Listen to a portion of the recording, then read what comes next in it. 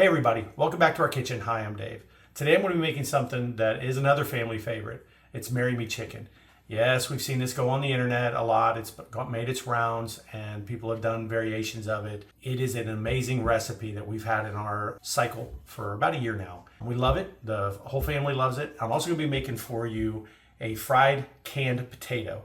I know it might sound weird, but bear with me, you'll see, trust the process. Also, we'll be making asparagus spears with butter and garlic. So if you guys are ready, remember, trust the process, believe in yourself. You ready? Let's go. For the ingredients, you'll need salt and pepper to taste, 6 tablespoons of all-purpose flour, 2 tablespoons of olive oil, 2 tablespoons of unsalted butter, 3 cloves of garlic, a quarter teaspoon of oregano, 1 teaspoon thyme, 1 cup of shredded parmesan, 1 teaspoon of chili flakes, about a third of a jar of sun-dried tomatoes, you can add more if you need to, 1 cup of chicken stock, 1 cup milk or heavy cream, 1 tablespoon of dried basil, and of course boneless chicken thighs. Go watch my video on how to debone a chicken thigh. Trust me, it'll save you a lot of money and will only take a minute to do. Let's start by making the chicken. Before you cook the chicken, season the thighs with salt and pepper. Sorry, I forgot to record that for you guys. On medium-high heat, add in the olive oil, then butter, and let the butter melt. Once the butter is melted, add your chicken with the skin side facing down. Add in more pepper and salt as needed. Cook each side for about 4 to 5 minutes until the chicken is at least 160 degrees internally. Repeat this until all of your chicken is cooked. Keep the pot as is. We'll be using it and the leftover grease to make the gravy. Now let's make the gravy. Chop the garlic and sun-dried tomatoes. Add the garlic to the pot with the oil in it and cook for only a minute. Add a third stick of butter. When melted, add in your red chili pepper flakes and slowly incorporate your flour. Let the roux cook for just a minute. You can season your roux to your liking if you prefer a bit more. Add in your chicken broth a little at a time and don't stop stirring ever.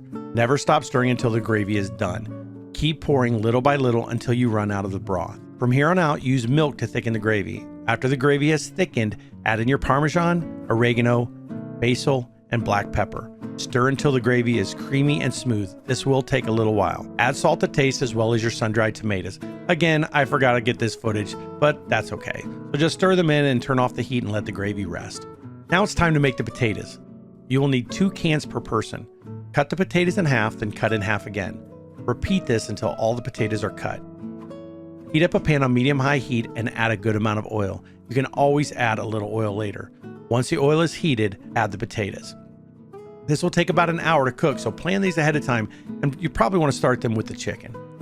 Do not stir the potatoes, but instead slowly fold them over to not damage them. The goal is to fry them for a long period of time without touching them too much. Continue this process until the potatoes are a nice golden brown.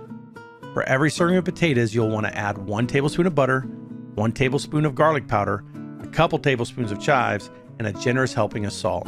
Now just toss all this together until the butter is melted and the potatoes are coated. Lastly, let's make the asparagus. This will be very simple. We'll just fry them with a little garlic and a little salt. Always remember to wash your asparagus. To break the asparagus, you need to find the weak spot. Grab both ends and bend. It will naturally break. You'll just want to cook the top half. The bottom you can use in your compost bin or throw away, as it is mostly inedible and can't be eaten. In a pan over medium heat, add a few tablespoons of olive oil. Let the oil heat up and then add your asparagus with a little salt and pepper. Occasionally stir, but mostly let your asparagus fry. You can add more olive oil as needed. When the asparagus starts to char a bit, add a few tablespoons of butter and garlic. Turn off the heat and let it sit for just a minute to let the garlic soften. Well, okay, everybody, we made it. It's not a complicated recipe, but it does take a little time. The potatoes are the longest, probably, depending on how many you want to feed. I always let all my gravy sit for about 10 minutes. That way, if there's any flour texture, which there shouldn't be as long as you keep stirring, if there's any flour texture, that'll go away, and your gravy will be perfectly silky smooth. So let's try it, shall we? Fork tender, excuse me.